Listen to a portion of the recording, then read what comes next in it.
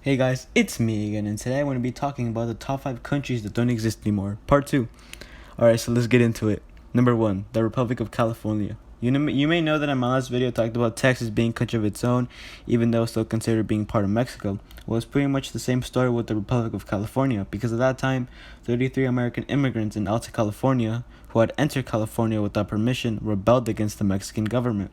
Later on, the rebels decided to, make a country of their own.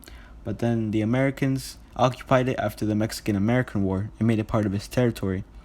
Number 2, the Republic of Anguilla was an unrecognized independent state on the island of Anguilla. Today that island is a British overseas territory, but in July 11th, 1967, the island decided to be independent because on February 27th, 1967, Britain granted them the status of an associated state with its own constitution and a considerable degree of self-government. But many Anguillans objected the continuing political subservience to St. Kitts because pretty much they were all together as one territory.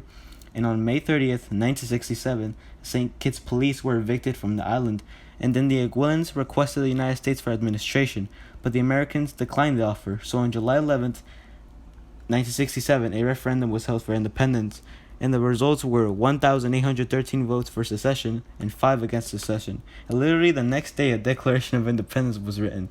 And around December of that same year, Britain was trying to have an agreement with the Republic of Anguilla to exercise basic administrative authority along with the Anguillan Council, but no agreement had been reached on the future of the island's governance.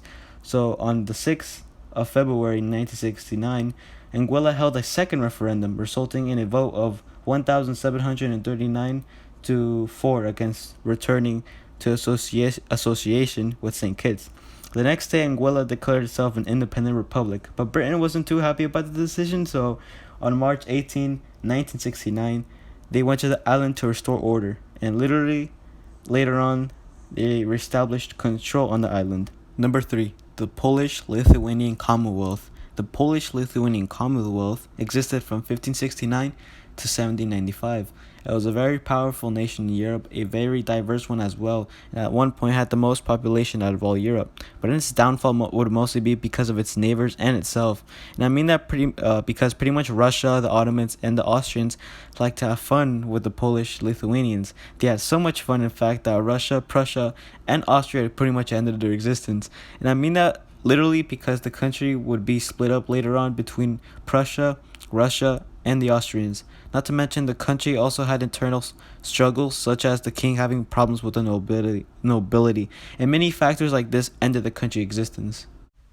Number 4, the Republic of Rio Grande. The Republic of Rio Grande existed from January 17, 1850 to November 6, 1850. The country declared independence because it didn't like the centralist government of Mexico, which was run by Santa Anna, the same dude who pretty much caused the loss of the Mexican-American War and was also a huge factor of causing independence movements all across Mexico, mostly because Santa Anna suspended the Constitution, disbanded Congress, and made himself the center of power in Mexico, and that angered many politicians because Santa Anna churned Mexico into a centralist republic, and at that time most politicians wanted Mexico to be a federal republic and not to have a central government, which started independence movements such as the Republic of Yucatan, the Republic of Zacatecas, the Republic of Texas, and of course the Republic of Rio Grande.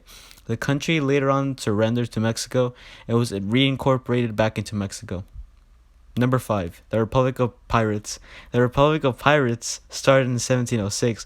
I know this literally might sound like a joke, but this was basically a real country. Well, kinda. I'll explain. Well, at that time, piracy was huge in the West Indies, and pirates from European countries would go to other European colonies or their ships and raid them for goods. And well, pretty much at that time, Britain had control of the Bahamas, and many pirates lived there, and they pretty much created their own country.